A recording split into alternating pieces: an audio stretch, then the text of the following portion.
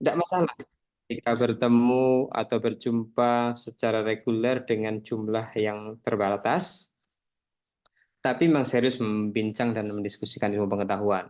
Dan dari situ justru sangat produktif sekali menghasilkan paper-paper berkualitas, bukan paper-paper abal-abal, apalagi paper-paper yang untuk kepentingan eh, sementara, kepentingan sementara.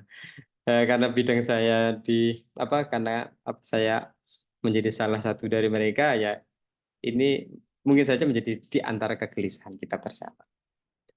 Eh, Membincang wacana Islam dan jeratan Islamofobia di Australia, saya ingin membuat disclaimer dulu bahwa sebetulnya saya tidak belum melakukan riset yang mendalam, Bapak Ibu. Jadi saya mau cerita kronologi tentang beberapa artikel dan juga buku yang kami tulis bersama. Jadi ini saya tidak sendiri, ada tim, ada Dr. Muntahibun Nafis, kemudian Dr. Wildani Hefni yang sama-sama berkontribusi di dalam menulis karya ini. Dan ini saya jadikan basis data gitu, nggih, agar apa amanah ilmiahnya bisa dipertanggungjawabkan. Biasanya referensi itu ditaruh di akhir, tapi kali ini saya taruh di awal sebagai bentuk amanah ilmiah bahwa perbincangan kita tentang Islamofobia atau wacana Islam secara umum di Australia ya berbasis data-data ini yang saya sajikan dalam bentuk link website, official website dari beberapa kampus di sana atau website resmi pemerintah, dan tentu saja ada tiga karya kami sendiri. Yang pertama adalah Islamofobia Wasatiyah Islam and Indonesian Muslim Diaspora. Ini sebetulnya luaran dari hibah pengabdian masyarakat kolaborasi internasional yang kami peroleh pada tahun 2000. Sebenarnya usulannya sejak 2021 mungkin ya, tapi kemudian ada pemangkasan anggaran, akhirnya terasanya 2022. 2022 kami melaksanakan pengabdian. Targetnya sebetulnya tidak muluk-muluk karena kami juga jejaring komunitas Muslim yang paling mungkin kami jangkau adalah komunitas Muslim Indonesia. Makanya kami beri judul Indonesian Muslim Diaspora. Kenapa penting dan kenapa menarik? Karena Muslim Indonesian Muslim Diaspora ini cukup mewarnai. Kalau tentu ini bukan informasi baru ya. Kalau kita mau searching dan mencoba menelusuri di media online, cukup melimpah sekali informasi tentang bagaimana kontribusi masyarakat Muslim Indonesia ikut mewarnai situasi keislaman di Australia. Tersebar di beberapa negara bagian, kota-kota besar seperti Sydney, kemudian Melbourne, kemudian Canberra. Canberra itu termasuk yang paling kecil karena ibu kota dan jumlah warga asingnya juga terbatas. Tetapi menjadi menarik karena di ibu kota itu ada banyak mahasiswa yang datang dari berbagai negara, tak terkecuali adalah negara yang berbasis Islam dari Timur Tengah ataupun dari Asia seperti kita ini, sama seperti orang Indonesia. Dan secara khusus sebetulnya pemberdayaan ini berbasis pada asset based community development. Jadi berbasis aset masyarakat, kami kolaborasi dengan organisasi masyarakat di sana. Jadi masyarakat Indonesia itu punya berbagai organisasi. Salah satunya adalah faith based organization, apa namanya, organisasi berbasis keyakinan. Jadi organisasi berbasis agama, dan ini cukup aktif. Kalau teman Bapak Ibu mengakses media online atau official media sosial mereka, maka aktivitas keislaman, aktivitas sosial, aktivitas akademik juga bisa kita lihat dengan mudah. Nah, ini berangkatnya adalah dari situasi ketika tragedi di New Zealand tahun 2019. Nah, kebetulan 2019 itu adalah saat kami menjadi peserta partnership in Islamic Education Scheme, PAIS itu yang diinisiasi oleh DFED. oleh Kementerian Perdagangan dan Luar Negeri pemerintah Australia. Jadi PAIS itu sebetulnya kesempatan kepada dosen-dosen dari PT KIN yang yang diinisiasi oleh pemerintah Australia bekerja sama dengan Australian National University, dan Kementerian Agama berperan sebagai pengrekrut atau yang melakukan seleksi, kemudian juga melibatkan akademisi dan Indonesianis dari Australia. Kami merasakan betul bahwa ketika fenomena penembakan brutal, ya Bapak Ibu mungkin juga mengikuti di berita itu, Brandon Toran itu yang menembaki umat Muslim yang sedang melaksanakan ibadah sholat Jumat dan menggunakan video live streaming. Ini jangan ekstrim sekali. Kalau biasanya brutal kemudian melarikan diri, ini justru terang-terangan dilakukan dan disiarkan secara langsung. Nah, ini kami waktu itu, pada saat itu kami di asrama kalau tidak salah. Sejak ada rilis bahwa pelakunya adalah warga negara Australia, Vice Chancellor kalau nggak salah, atau mungkin rektor kami di ENU itu langsung memberi semacam peringatan kepada kepada mahasiswa yang berasal dari negara-negara yang beragama Islam untuk tidak keluar dulu, untuk tidak keluar dari kampus, untuk tidak beraktivitas di luar, karena mungkin saja, ya langkah antisipasi ya, mungkin saja apa namanya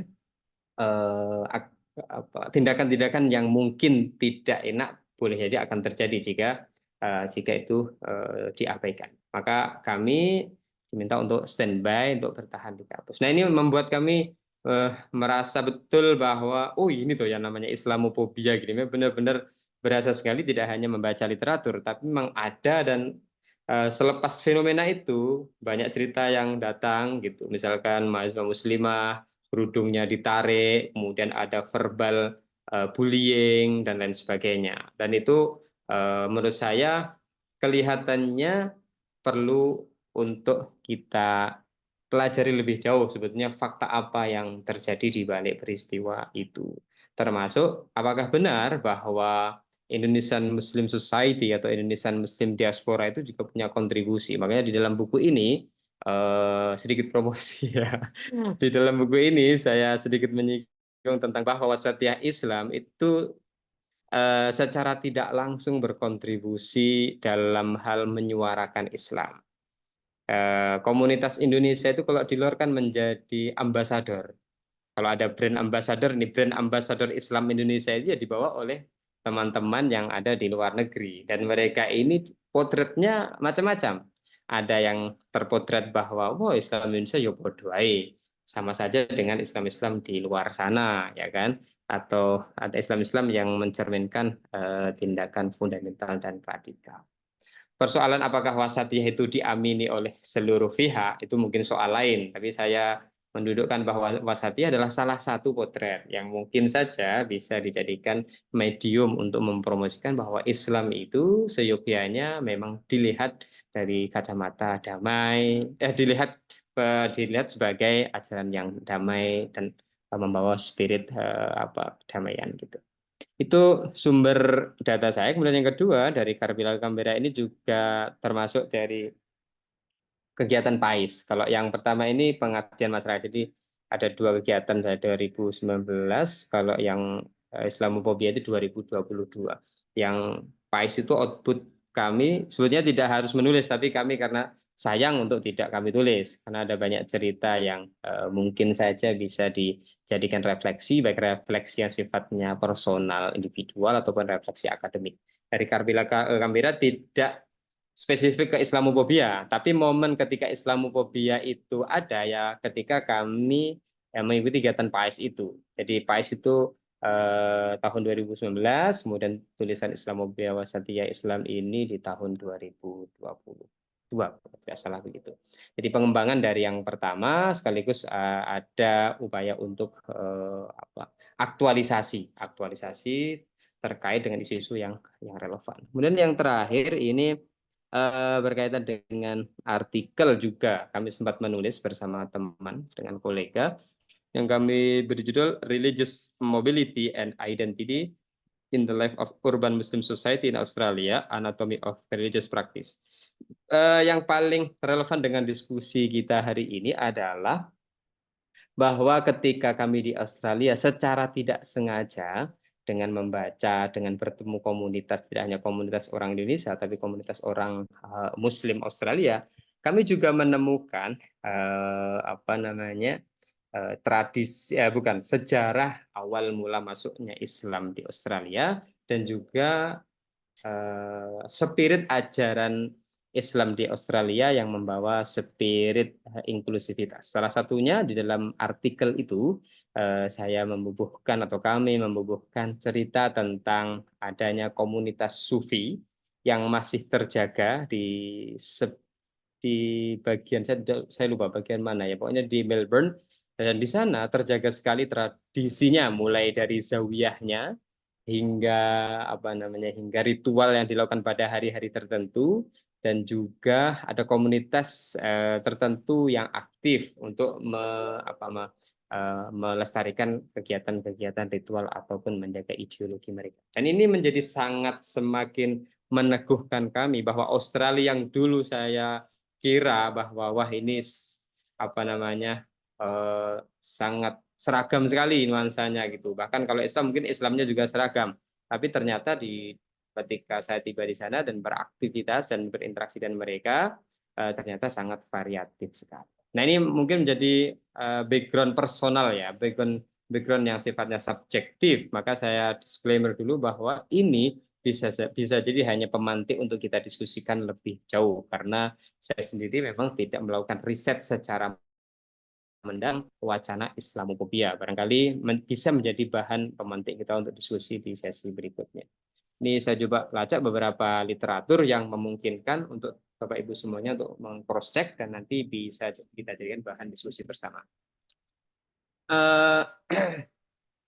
Secara umum, ya lanskap Muslim Australia ini gambar yang samping, yang coraknya hijau apa ya itu hijau agak keabu-abuan dan itu adalah apa statistik tahun 2016 kalau nggak salah, tahun 2016.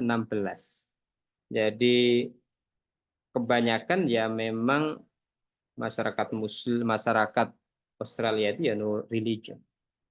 Islam itu berapa persen itu? Ya, kurang lebih 30. Bukan. Islam itu 2%. Islam itu 2%, kemudian Buddhism 2,4%, Hinduism 1,9, Sikhism 0,5%. Artinya ya tergolong kecil.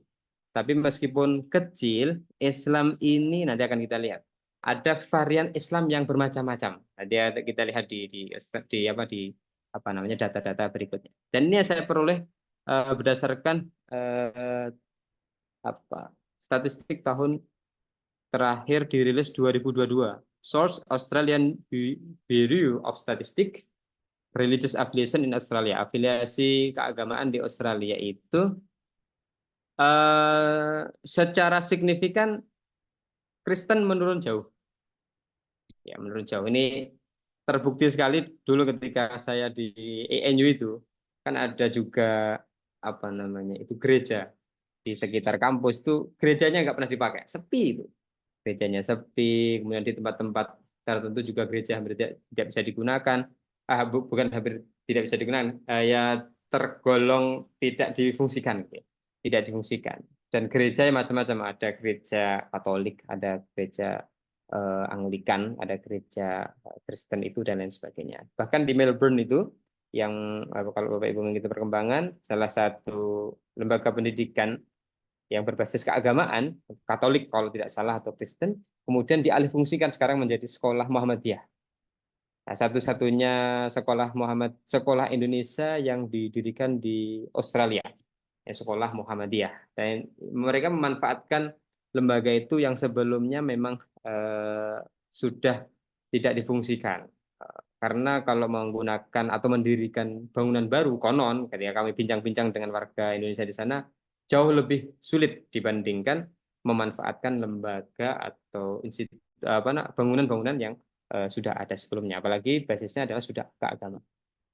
Nah, ini cukup menurun tajam ya dari 90 menjadi sekitar 50 atau 40 sekian tahun 2021. Nah, kemudian yang biru ini Other Religion. Other Religion itu salah satunya Islam tadi ini. Cukup mengalami kenaikan ya dari tahun 1971 sampai 2021. Ya meskipun tidak signifikan mengalami kenaikan sedikit demi sedikit. Ya, nanti akan kita lihat apa porsi-porsi ataupun siapa saja kelompok-kelompok ataupun disebabkan oleh apa saja kenaikan jumlah afiliasi keagamaan itu. Nah, no religion, nah ini seperti yang saya bilang tadi ya, kebanyakan memang tidak beragama. Itu sekilas tentang statistik afiliasi keagamaan warga negara Australia. Kemudian tadi sebetulnya di awal tadi ada previous video ya, prolog video yang ya itu seperti itu. Teori kedatangan Islam di Australia di antaranya ternyata kita punya kontribusi meskipun tidak selalu apa namanya kita boleh klaim satu-satunya gitu. Nelayan Makassar atau orang Makassar yang mencari teripang atau salah satu sumber daya laut yang kemudian mereka salah satunya tinggal di Australia, di pesisir Australia yang dalam beberapa temuan mungkin saja memiliki kontribusi meskipun tidak signifikan dalam hal kontribusi persebaran agama. Di luar itu ada pekerja dari Afgan ya, dari Afghanistan. Ya, mereka berkontribusi penting dalam membuat atau membangun rel kereta api. Bahkan hingga hari ini ada masih tersisa satu masjid atau mungkin moskow yang tergolong tua dan itu menurut tulisannya siapa saya lupa itu terbit di Mutawatir juga Mas meneliti tentang Muslim pertama di Australia. Saya lupa namanya. Di situ ada manuskrip tertua yang menjelaskan tentang atau tidak menjelaskan secara langsung, tapi dikaitkan dengan bagaimana hadirnya Muslim di Australia. Artinya meskipun secara tidak langsung mereka menyebarkan Islam, tapi identitas keislaman dan mungkin tradisi keislaman boleh jadi secara tidak langsung sempat atau pernah menjadi bagian yang tidak terpisahkan dari sejarah Australia. Teman-teman, Bapak Ibu mungkin bisa membaca lebih lanjut tentang hal ini karena menjadi menarik. Termasuk di artikel kami yang di Akademika itu juga sedikit mengupas tentang hal itu. Nah, ini yang saya sebut, Bapak Ibu semuanya, tentang varian Islam di Australia. Saya menyebutnya Islam multikultur di Australia. Kenapa Islam multikultur? Paling tidak saya berangkat dari asumsi begini, Mas Abror dan Bapak Ibu semuanya, bahwa Islam apa penduduk Australia itu sejak awal mereka ini kan sama-sama pendatang. Kalau tadi disinggung bahwa suku aslinya apa suku yang disebut aborigin itu, yang sebetulnya juga itu mengesankan makna yang agak rasis tuh, aborigin gitu ya, tidak asli gitu. Aborigin atau mungkin apa nggak tahu saya lupa apa namanya makna secara harfiahnya. Artinya sebetulnya benua Australia atau wilayah Australia itu memang dihuni oleh para pendatang. Semuanya para pendatang. Akan tetapi kemudian ada pendatang yang sangat dominan. Saya nggak tahu teori yang paling kuat apa. Mungkin saja ras kulit putih, katakanlah gitu. Ketika tadi Mas April mengatakan Australia ini negara barat yang posisinya tidak di barat. Negara barat yang posisinya di timur. Karena barat mungkin bukan berbasis geografis, tapi berbasis corak ideologi. Mungkin berbasis pada kultur atau kebudayaan. Nah ini artinya apa ketika secara basic masyarakat Australia itu adalah multikultur, pun kemudian pada akhirnya ketika Islam menjadi bagian dari warga negara Australia, itu pun juga multikultur.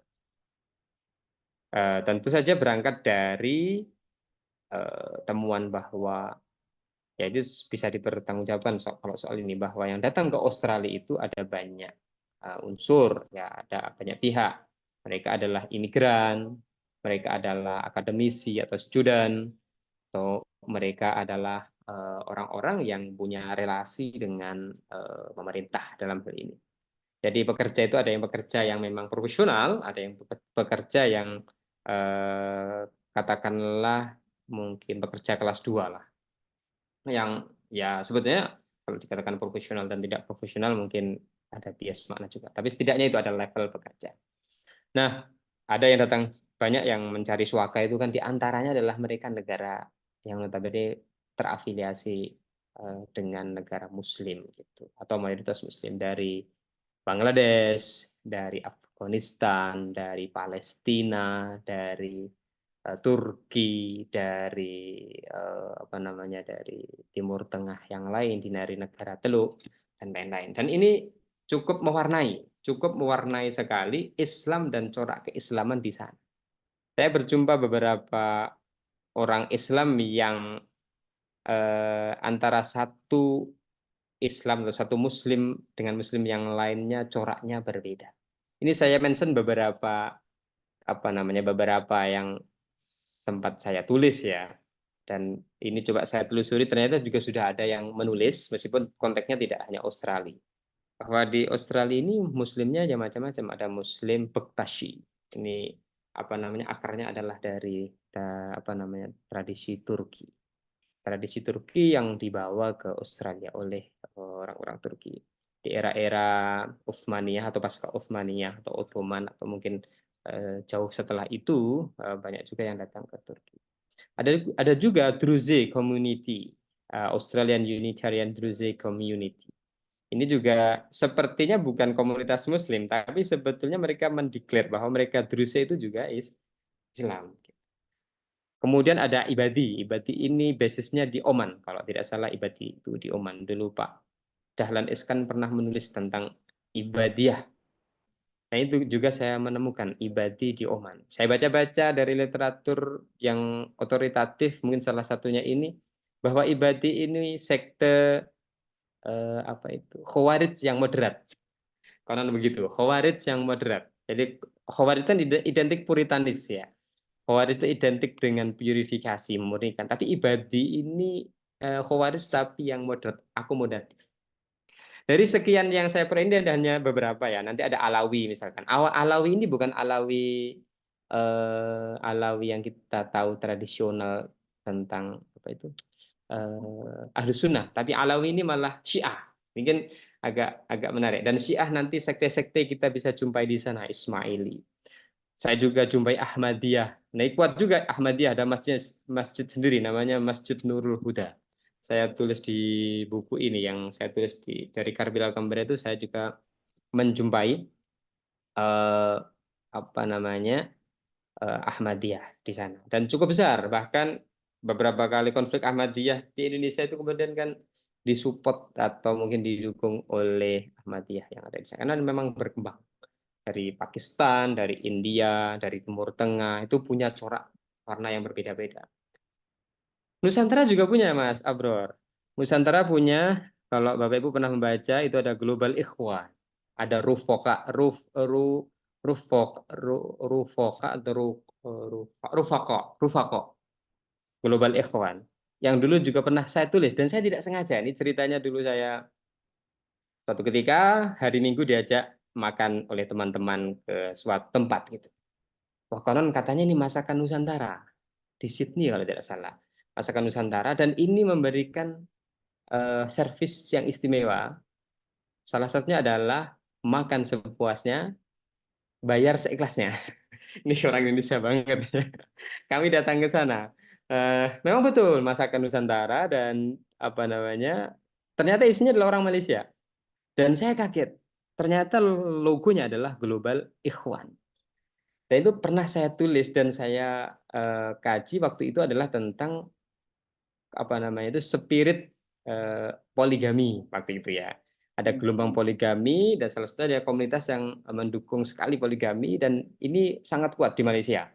Malaysia sangat kuat, bahkan beberapa kali sempat dibubarkan oleh pemerintah Malaysia, dan beberapa kali mengalami perubahan nama. Terakhir, jika tidak salah, jika data saya tidak tertinggal atau mungkin kuno, atau mungkin tidak update, yang namanya adalah Global Ikhwan. Ini kuat di Australia, punya apa namanya, jasa sembelih binatang, butcher Ikhwan. Ini memang sangat besar. Kalau di Indonesia itu konon adalah bapaknya siapa itu? Atta Halilintar. Ya, ayahnya Atta Halilintar juga bagian dari Global Ikhwan Corporation ini. Nah, ini salah satu yang pernah saya potret, bahwa Islam di sana cukup multikultur karena memang datang dari berbagai geografis dan berbagai afiliasi ideologi. Yang nantinya ini sangat mewarnai sekali dan menghadirkan kontestasi. Nah, kalau Bapak Ibu nanti mungkin berkesempatan ke Australia atau sekedar membaca-baca tentang Australia, ada banyak masjid-masjid yang saling berkontestasi. Nah, berkontestasi dalam hal apa ya? Tentu kalau saya berargumen identitas. Ternyata kemana-mana identitas itu dibawa. Jadi orang Libanon punya identitas sendiri di dalam cara berinteraksi, kemudian jenis atau bentuk bangunan masjid, ataupun yang lain-lain. Mereka berkumpul bersama-sama gitu. Sama orang Islam, yo koyo ngono, padha ae. Orang Islam mungkin tidak sebesar mereka komunitasnya. Mungkin di musala-musala kecil di kampus biasanya. Ada ruangan kecil yang dimanfaatkan sebagai tempat ibadah. Biasanya manfaatkan itu. Itu pun masih pecah-pecah Indonesia. Nanti ada majelis hataman. Ini miliknya orang NU dan Muhammadiyah yang campur jadi satu. Kemudian nanti ada apa ya namanya, pengajian remaja. Konon ini terafiliasi ke salah satu partai keadilan sejahtera kalau tidak salah. Kemudian ada TPQ Ceria dan lain sebagainya. Di Sydney juga berbeda, di Melbourne juga berbeda. Ada banyak tentang varian-varian itu. Dan ternyata memang membuktikan bahwa identitas itu melekat pada setiap kita ketika kita keluar dari wilayah atau tempat tinggal kita. Dan ada kepentingan kenapa kita harus menjaga identitas itu. Salah satunya mungkin seperti yang saya promosikan, wasatiyah Islam barangkali menjadi identitas untuk menunjukkan dan itu mempromosikan, atau menjadi varian lain untuk menunjukkan bahwa Islam ini patut dipromosikan dan diikuti oleh banyak orang. Ini ilustrasi. Nah, ini preasumsi Islamofobia tentu dari beberapa literatur yang saya kutip ini, di antaranya Cambridge Dictionary Definition, bahwa Islamofobia diartikan undiscernible dislike or fear of and prejudice against Muslim or Islam. Prejudice against Muslim or Islam. Jadi kata kuncinya menurut saya kok unreasonable. Unreasonable dislike or fear of. Jadi ketidaksukaan dan takut yang tak beralasan. Kenapa bisa demikian? Ini Cambridge Dictionary itu mungkin sudah ada apa namanya, sudah mendapatkan input-input dari berbagai akademisi. Karena boleh jadi salah satu penyebab ketakutan terhadap Islam itu karena terbatasnya wawasan dan pengetahuan tentang Islam. Sehingga boleh jadi menjadi membabi buta berdasarkan informasi yang barangkali sederhana dan sangat permukaan sekali terkait Islam. Sehingga boleh jadi definisi Islamofobia sebagai undiscernible dislike or fear of and prejudice against Muslim or Islam itu diantaranya adalah karena hal tersebut. Dan itu kita lihat beberapa fakta-fakta di kejadian-kejadian itu kan ya karena mengikuti gelombang saja, tidak benar-benar sampai pada keyakinan bahwa oh ya Islam memang mengajarkan demikian. Hanya ikut-ikutan. Mungkin juga karena faktor informasi yang sangat terbuka hari ini, kemudian akses terhadap pengetahuan terhadap Islam itu kurang memadai, sehingga lahirlah fenomena Islamofobia itu. Ini yang saya sebutkan tadi bahwa ada bargaining identitas. Seberapa percaya diri orang Islam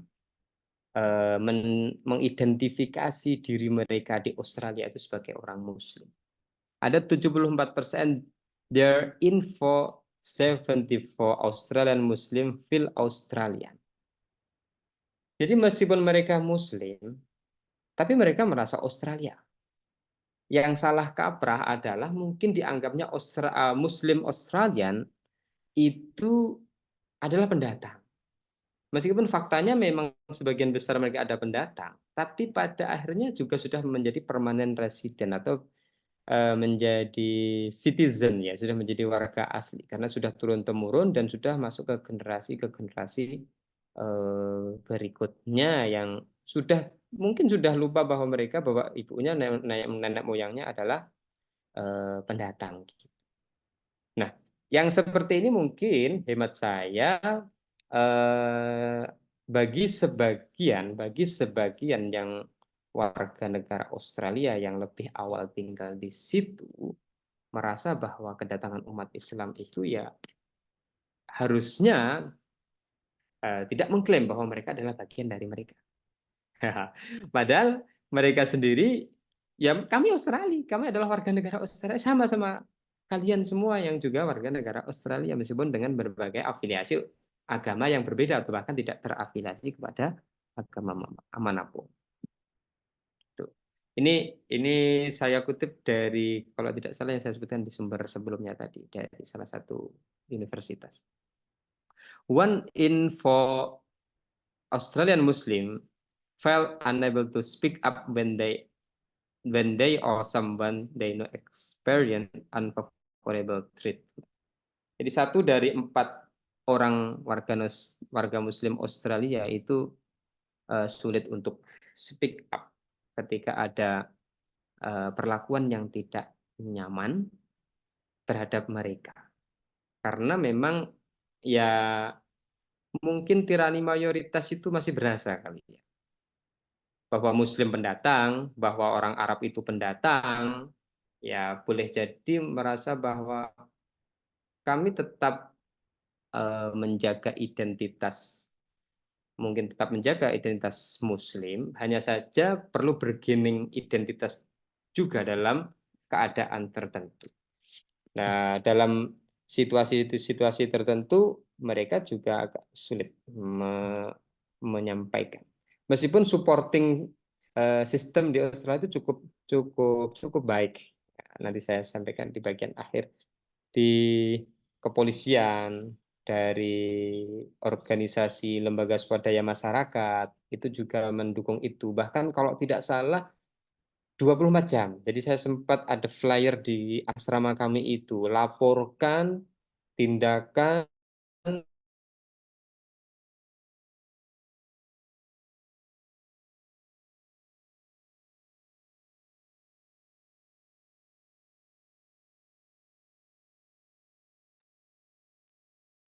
Sepertinya beliau ada gangguan ya.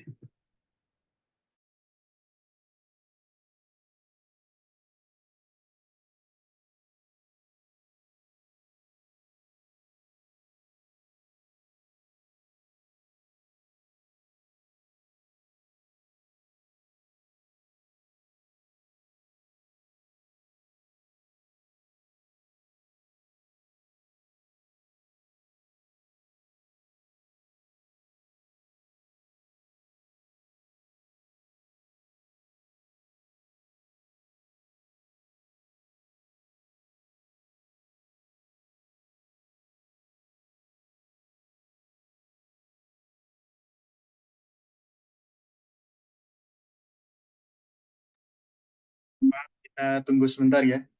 Beliau sepertinya sedang ada gangguan sinyal.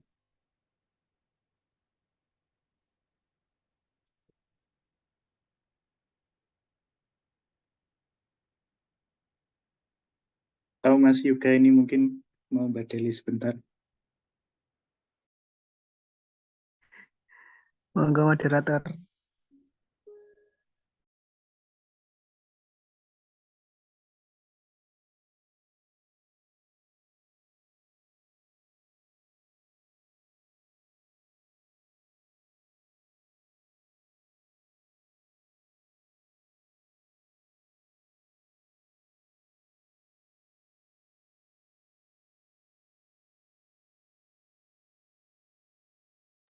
Monggo kalau nanti ada pertanyaan bisa disiapkan ya.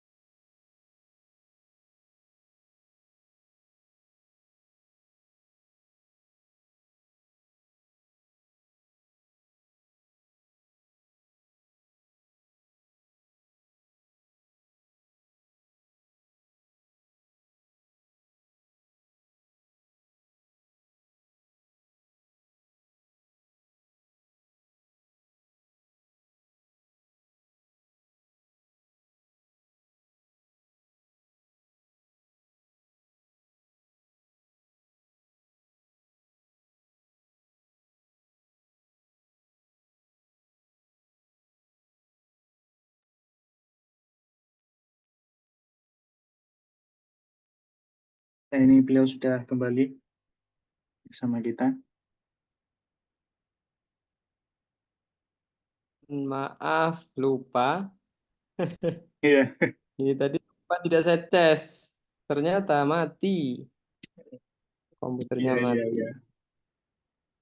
Komputer, Bikin komputer. semangatnya. Iya, iya, monggo. Kita lanjutkan dikit ya. Iya, Ini monggo, monggo. ini enggak satu.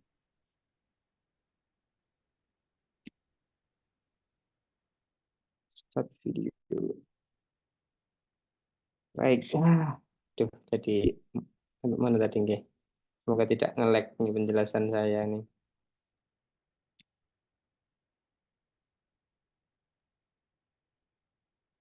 Sampun tampil nggih. Baik, saya Monggo. lanjutkan tentang ini tadi. Ada bargaining identitas. Menurut saya ini saya yang mengistilahkan bargaining identitas itu. Eh, tapi tadi sampai one in four, 23% Australian Muslim felt unable to speak up when they or someone they know experience unfavorable treatment. Banyak kan ya 2 dari 4 orang tidak apa namanya mengungkapkan atau menyampaikan ketika tidak speak up ketika mendapatkan perlakuan tidak baik dalam konteks Islamophobia ini. Following the Christchurch Moscow shooting on March 15, 2019, 79% of Australian Muslims say that this act of terror made them afraid for the community.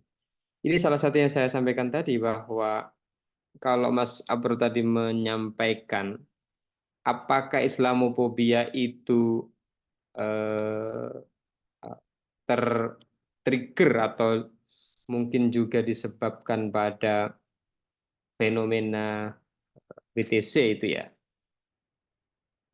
Faktanya memang itu salah satunya. Itu adalah salah satunya. Dan kemudian efeknya pun dari tahun berapa ya itu kalau nggak salah waktu saya SMP ya 2003 2002. 2002 2002 hingga 2019 hingga 2019 pun ternyata juga masih berasa meskipun boleh jadi para apa namanya akademisi tidak meletakkan itu sebagai satu-satunya faktor yang menjadikan masyarakat Barat, salah satunya mungkin Australia, menjadi takut terhadap Islam.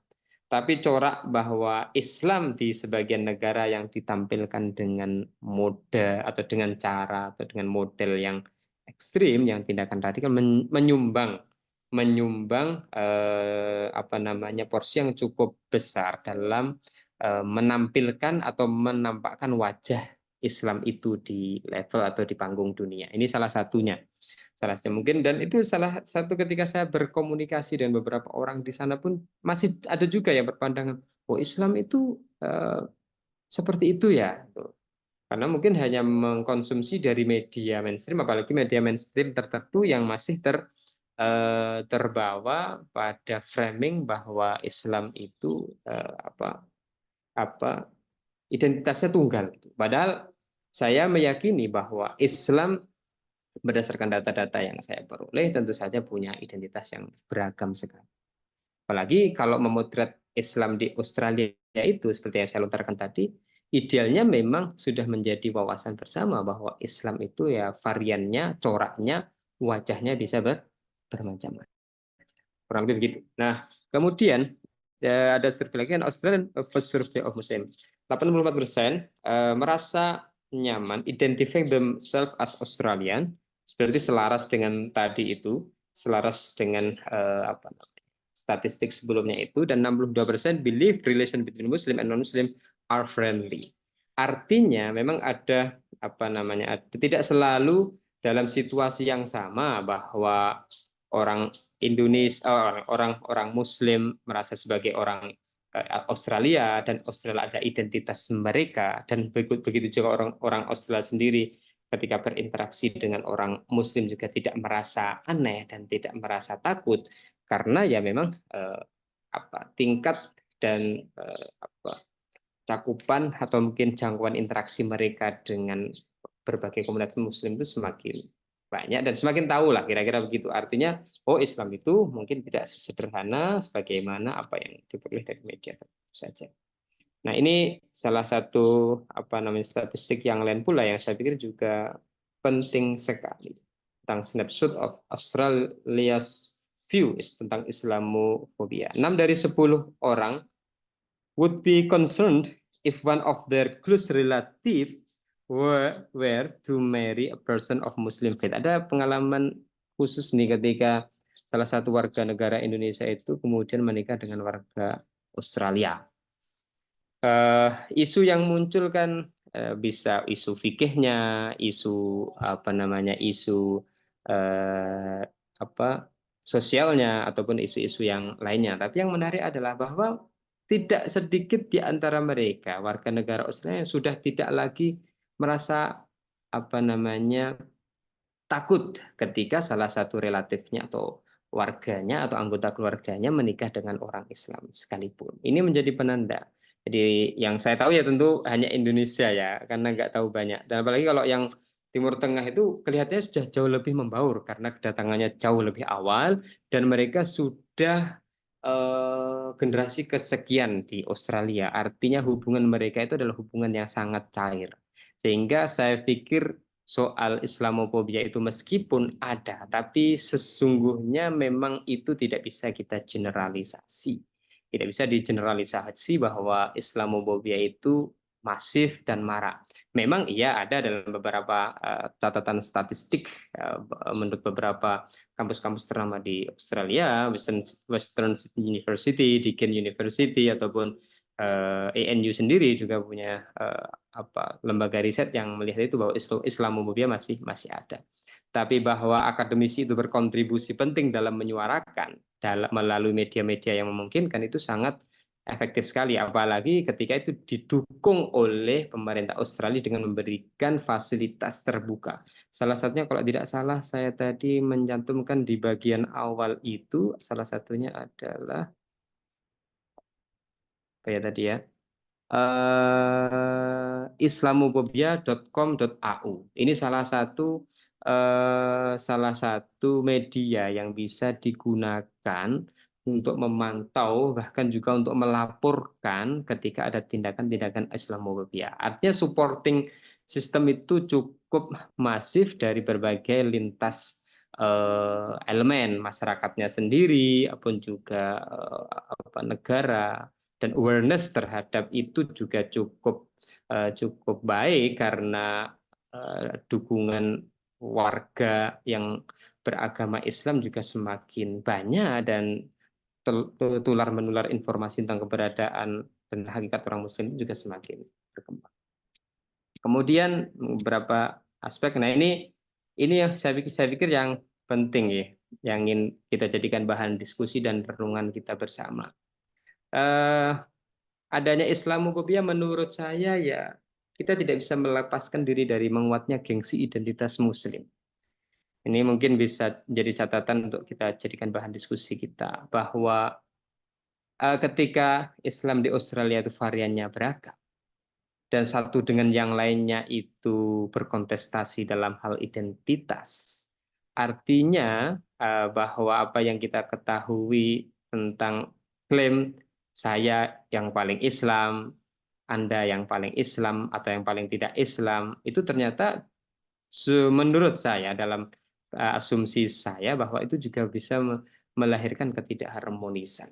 Karena menguatnya gengsi identitas Muslim itu akhirnya ya eh, masyarakat luar untuk memotret Islam itu sing sebenarnya ini menjadi agak agak potensial menimbulkan konflik itu dalam asumsi preasumsi saya yang mungkin saja perlu ditindaklanjuti dengan riset. Karena memang faktanya begitu. Karena ada apa namanya konflik-konflik kecil-kecil itu karena gengsi identitasnya tuh orang Libanon kemudian orang apa namanya Turki orang Iran itu jadi menjadi tidak cair gitu meskipun dalam tingkat apa dalam kelas mereka-mereka yang memiliki wawasan yang apa holistik yang menyeluruh katakanlah akademisi mereka sudah tidak ada lagi lah kayak gitu tapi di sana pun yang menurut saya konservatif mungkin saja masih banyak gitu Mas dan Bapak Ibu semuanya yang konservatif pun juga banyak dan membawa tradisi dari negaranya itu banyak dan itu sangat memungkinkan sekali melahirkan stigma bagi mereka yang tidak tahu Islam. Loh, katanya Islam ini damai tapi ternyata kok enggak kan gitu. Ini yang saya mungkin dugaan saya. Nah, kemudian dominasi ras kulit putih yang cukup kuat. Bagaimanapun pendatang awal ini atau mereka yang mungkin sebagai negara penduduk asli negara Australia apa namanya tadi saya bilang eh, apa nama majority tirani mayoritas itu atau dominasi mayoritas perasaan yang memiliki perasaan yang menguasai itu sebetulnya juga secara tidak langsung juga menyumbang kontribusi penting dalam hal mereka meletakkan minoritas itu tidak pada posisinya tidak pada porsinya sehingga minoritas mungkin saja katakanlah Islam di sini kan ya minoritas ya 3% paling banyak atau 4% atau kurang lebih dari itu artinya ya masih minoritas sekali sehingga keberadaannya itu ya menjadi bagian kecil yang sedikit saja ada masalah itu bisa jadi bom waktu gitu. Ya sama kayak kita di Indonesia Muslim mayoritas ada sempalan kecil-kecil itu sedikit-sedikit disalahkan padahal kita belum mengetahui benar problem apa yang dialami yang terjadi dalam komunitas kecil itu. Kemudian ya tidak limit sebutkan dukungan parlemen. Tadi saya lupa saya lupa ada beberapa tokoh parlemen yang secara frontal secara tegas. Tapi itu data agak agak lama sih, sekitar tahun 2017-2018, bahwa memang supporting supporting tentang kebijakan atau mungkin pandangan-pandangan yang mengarah kepada apa namanya dukungan terhadap Islamophobia boleh jadi memang karena sebagian dari anggota parlemen juga mendukung suara itu.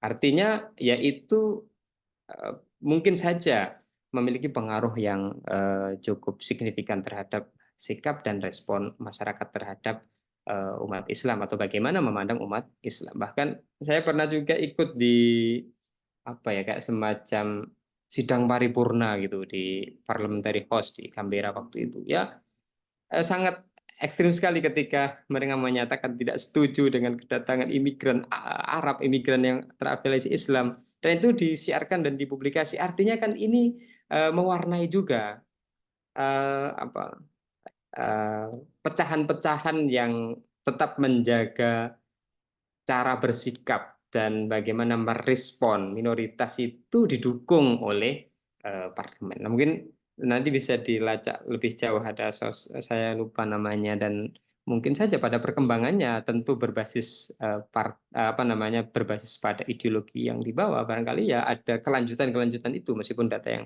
saya kutip mungkin data yang agak lama. Dan yang terakhir menurut saya ini saya lupa menaruh, harusnya kebalik ini, globalization of indifferent dan liquid modernity sebagai salah satu potensi untuk kita jadikan pisau analisis dalam konteks melihat Islamophobia di fenomena hari ini, khususnya di Australia. Teori postmodern yang digagas oleh siapa Bauman ya, oleh Bauman yang mungkin salah satu yang potensial untuk kita jadikan pisau analisis itu diantaranya adalah konsep tentang globalization of indifferent, bahwa yang ada hari ini adalah globalisasi ketidakpedulian, bahwa keseragaman itu kemungkinan tidak relevan lagi untuk kita lihat, untuk kita gunakan untuk memotret fenomena dan gejala sosial keagamaan salah satunya untuk konteks hari ini. Sehingga ketika di Indonesia tahun berapa ya, 2023 atau 2020 ada G20 itu yang diinisiasi oleh PBNU, dan juga mungkin ada Kementerian Agama menghadirkan tokoh-tokoh agama. Salah satunya adalah untuk memberi solusi atas berbagai persoalan kontemporer gitu. Eh, menurut tokoh Katolik ya, Paus, bahwa sesungguhnya tidak ada lagi juklak. Ini ketika berdialog dengan Bauman ya, tidak ada lagi juklak untuk apa namanya memberi solusi untuk persoalan masa yang akan datang, karena ke depan itu ketidakpastian itu adalah sesuatu yang pasti, relativitas itu adalah sesuatu yang mungkin sekali terjadi, sehingga problem akan semakin dinamis, dan satu-satunya yang bisa dilakukan adalah dengan cara dialog berkelanjutan. Oleh sebab itu inilah yang bisa kita pilih sebagai satu fenomena yang oleh Bauman disebut sebagai liquid modernity atau modernitas yang cair di era postmodernism. Dalam konteks Islamophobia, saya pikir itu sangat relevan sekali. Barangkali itu Mas Abro dan Bapak Ibu semuanya yang berpartisipasi di sharing session diskusi di sore hari ini. Saya hanya sebagai pemantik, saya berharap ini mendapatkan respon yang maksimal, sehingga pernyataan-pernyataan saya yang sepintas boleh jadi bisa kita jadikan bahan renungan dan diskusi, atau boleh jadi kita lanjutkan menjadi satu bahan riset di kemudian hari. Matur nuwun, mohon maaf atas segala kurangan. Assalamualaikum warahmatullahi wabarakatuh. Waalaikumsalam warahmatullahi wabarakatuh. Terima kasih sekali Bapak Dr. Rizka yang sangat luar biasa menjelaskan bagaimana Islam di Australia mulai dari kontestasi antar kelompok atau antar kultur Islam itu sendiri, tepatnya kontestasi identitas ya, antara Islam abadi, ibadi, kemudian global ikhwan, bektasi, belum lagi nanti kalau ada kontestasi komodifikasi agama, misal di eh, halal gitu, siapa yang paling berhak untuk menyembelih hewan dan sebagainya. Ya, kemudian tadi juga eh, disinggung bagaimana mayoritas dan minoritas di sana juga masih lumayan menjadi masalah. Kalau ceritanya Gus Nadir pernah bertanya pada Greg Barton ya, penulis biografi Gus Dur, apa ada orang seperti Gus Dur di Australia yang memperjuangkan hak-hak minoritas layaknya ketika Gus Dur memperjuangkan hak Konghucu misal. Kata Greg Barton belum ada tokoh seperti itu. Nanti mungkin bisa diulas juga oleh diklarifikasi oleh Pak Rizka apa betul seperti itu. Dan mungkin itu saja. Jadi monggo teman-teman semua jika ada pertanyaan atau hal-hal yang menjanggal silahkan disampaikan. Monggo.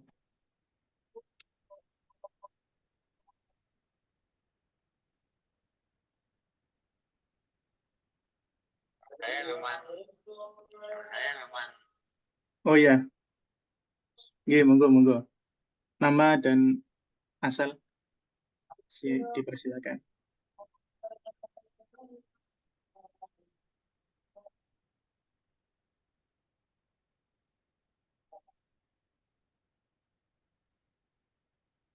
Ini Mas Mas M ya, Mas M sama ini.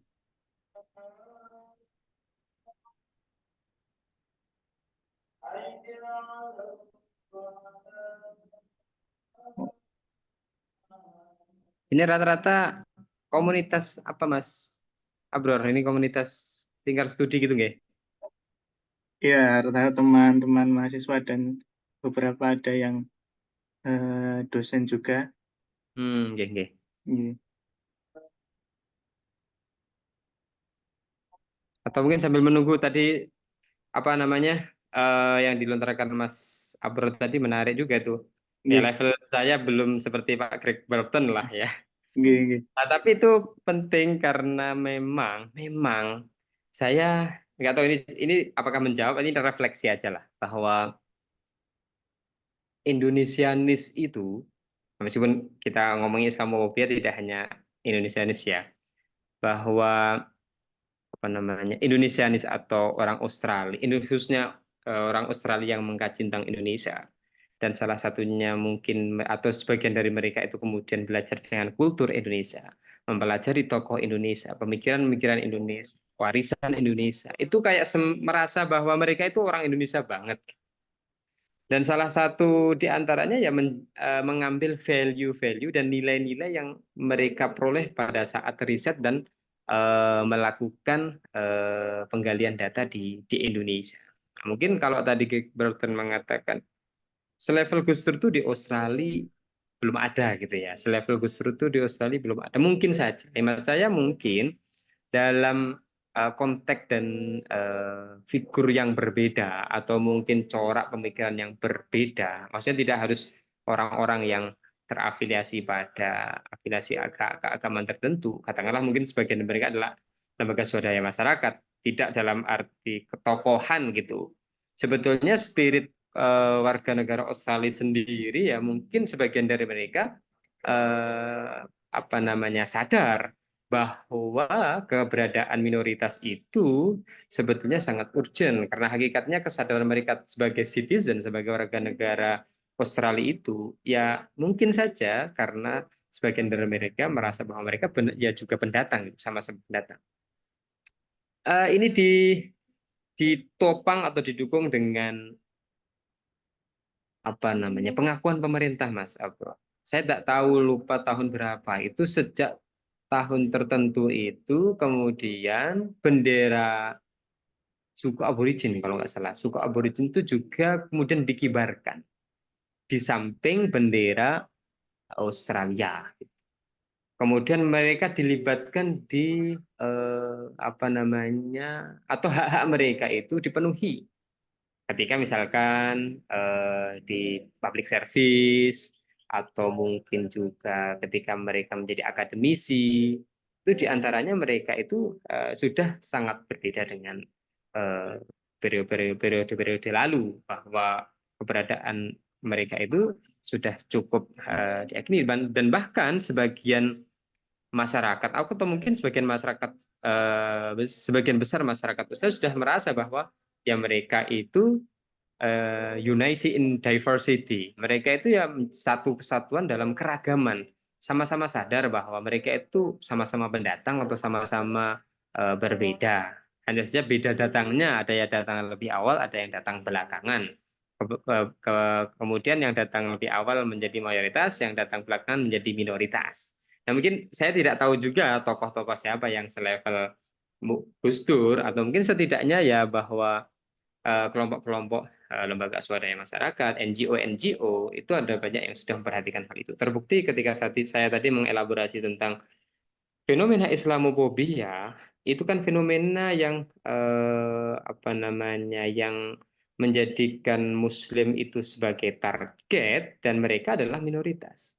Tapi buktinya perhatian terhadap itu tidak hanya dilakukan oleh mereka yang notabene apa namanya teridentifikasi sebagai orang Muslim. Memang kalau eh, Bapak Ibu membaca atau teman-teman membaca link-link yang share di awal yang saya share itu rata-rata aktivisnya ya orang Muslim gitu. Tapi tidak semuanya.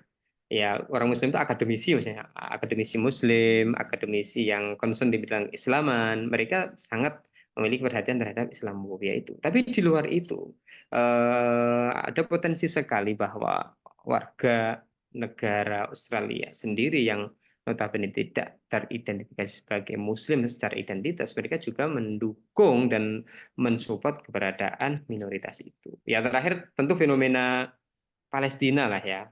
Jadi yang demo terhadap apa namanya pro terhadap Israel itu ya tidak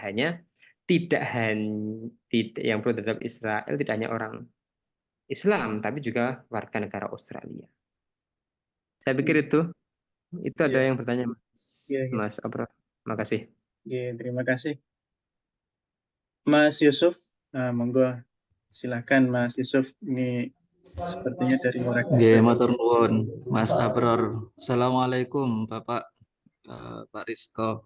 Oke, Waalaikumsalam Saya warahmatullah. ingin bertanya mengenai wacana keislaman. Kan saat ini itu wacana Islam semakin menguat ya, Pak ya. Salah satunya adalah semakin mengglobalnya tentang sertifikasi halal.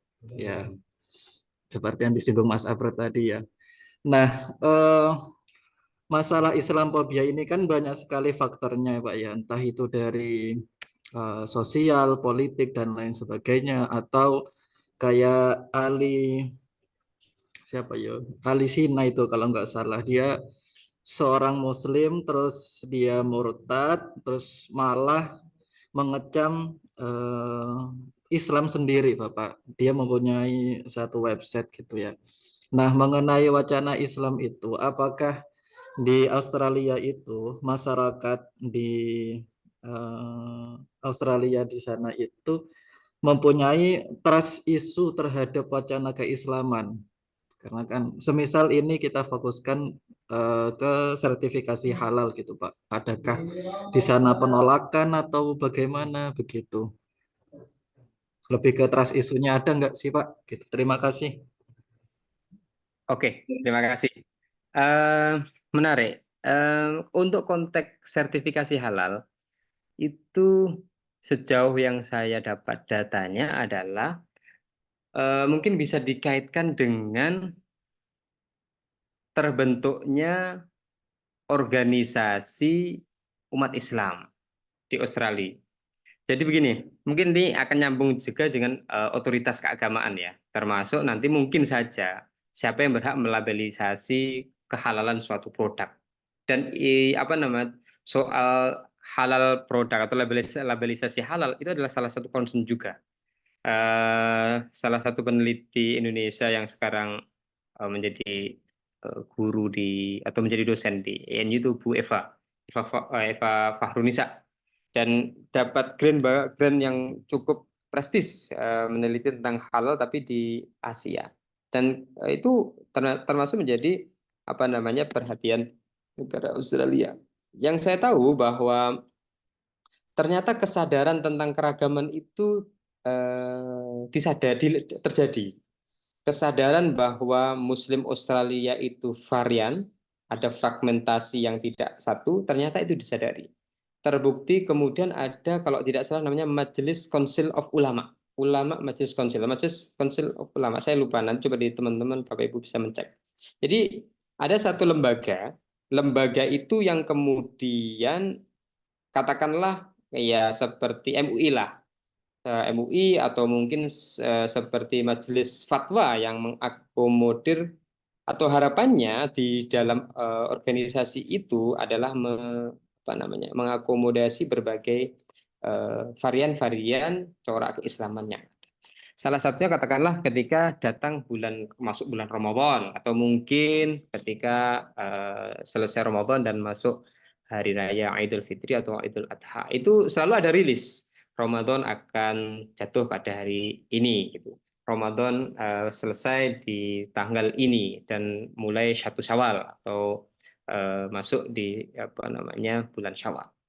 Itu salah satu yang saya dapat, yang saya peroleh. Artinya bahwa kesadaran akan adanya apa namanya keragaman itu, keberagaman itu, kemudian disikapi dengan cara atau mungkin bukan disikapi, ya, kemudian menginisiasi untuk membentuk organisasi menyepakati agar ada keseragaman. Tapi apakah kemudian itu apa namanya disepakati, otoritasnya disepakati? Ternyata faktanya di lapangan memang tidak sepolemik di Indonesia ya, bahwa otoritas MUI sekalipun atau otoritas Kementerian Agama yang kemudian memiliki kebijakan-kebijakan tertentu untuk melakukan atau memutuskan suatu hal, salah satunya mungkin adalah labelisasi halal. Itu kan di Indonesia mungkin ya ada yang pro, ada yang kontra. Tapi kalau di sana tidak begitu signifikan. Mungkin ya latar belakangnya ya karena orang concernnya nggak segitu amat dengan organisasi itu. Artinya identitas itu nggak sekuat sebagaimana itu di Indonesia. Nah, kalau di sana ya Bu, ya kebutuhannya adalah butuh kepastian saja. Katakanlah kok bisa beda di Indonesia. Kalau menganut di Indonesia kan mungkin saja situasinya berbeda secara geografis gitu. Maka mereka berinisiatif untuk semacam membuat majelis yang diantaranya adalah memberikan fatwa-fatwa tertentu atau keputusan-keputusan keagamaan yang itu secara organisasi ya tentu itu adalah otoritatif. Sehingga kami juga menemukan masyarakat-masyarakat atau kami berinteraksi dengan masyarakat bahwa keputusan-keputusan berkaitan dengan keagamaan itu merujuk pada itu, Majelis Council of Ulama. Kalau tidak salah Majelis Council of Ulama. Mungkin bisa diverifikasi kalau saya salah terkait dengan hal itu. Nah, soal tadi tentang sertifikasi halal, itu seperti yang saya lontarkan tadi, bahwa di antaranya tidak selalu tersentral di dalam organisasi union tadi itu. Karena ada yang jauh lebih awal berdiri dibandingkan organisasi ini. Salah satunya adalah Global Ikhwan tadi yang punya jasa atau semacam perusahaan penyembelihan. Nah, Global Ikhwan ini sudah berjejaring cukup besar dengan berbagai perusahaan-perusahaan. Salah satunya mungkin saya agak